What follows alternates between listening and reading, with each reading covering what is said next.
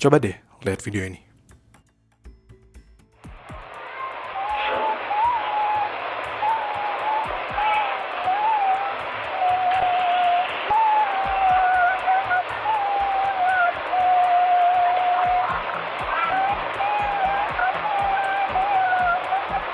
Assalamualaikum.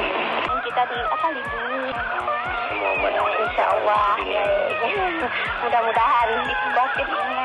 Insya Allah. Tunggu karena.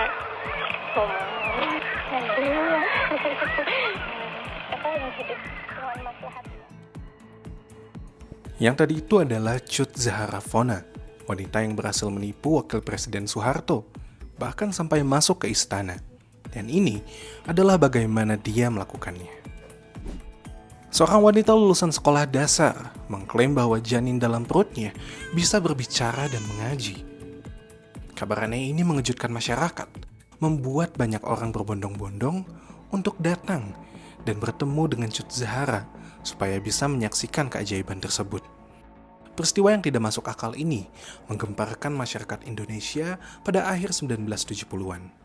Masyarakat rela mengantri untuk mendekatkan telinga ke perut wanita tersebut demi mendengar suara janin yang katanya bisa mengaji.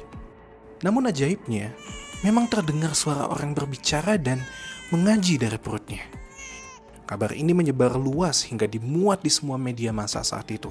Sejarawan Universitas Anhar Gonggong menyatakan bahwa bahkan sebenarnya Buya Hamka, pendiri Majelis Ulama Indonesia, tidak percaya dengan klaim tersebut, tetapi hanya memberikan reaksi ketika ditanya wartawan dengan mengatakan bahwa jika Tuhan mengkehendaki, hal itu bisa terjadi.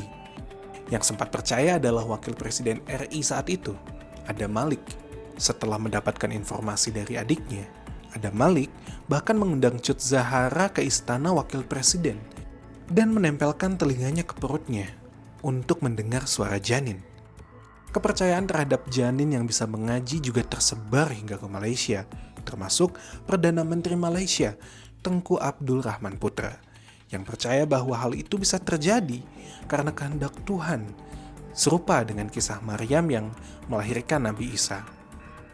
Kepala Kantor Wilayah Kesehatan DKI Jakarta, Dr. Herman Susilo, malah bersikap skeptis terhadap klaim bahwa janin bisa mengaji di dalam perut. Karena bayi dalam kandungan tidak bisa membuka mulut atau bahkan bernafas normal, sehingga tidak bisa mengeluarkan suara.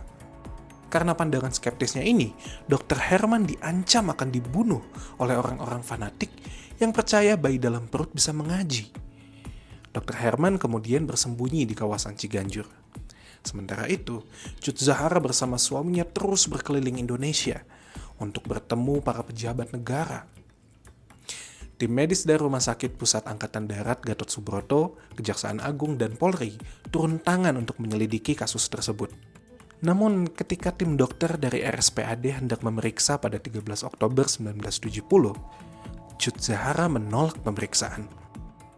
Setelah seminggu kemudian, tim dokter berhasil memeriksa Cut Zahara dan tidak menemukan tanda-tanda adanya janin di dalam rahimnya.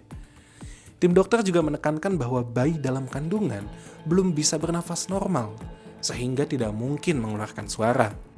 Serupa dengan pernyataan Kepala Polisi Daerah Kalimantan Selatan, Brigjen Suasono Abdul Hamid, yang juga skeptis terhadap klaim tersebut.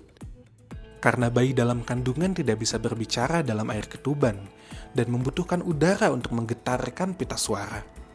Ternyata, polisi menemukan tape recorder mini IL330200G dengan kaset rekaman suara tangisan bayi dan bacaan ayat-ayat suci Al-Quran. Penemuan ini mengakhiri petualangan Cut Zahara Fona dan bayi ajaibnya selama lebih dari 1 tahun.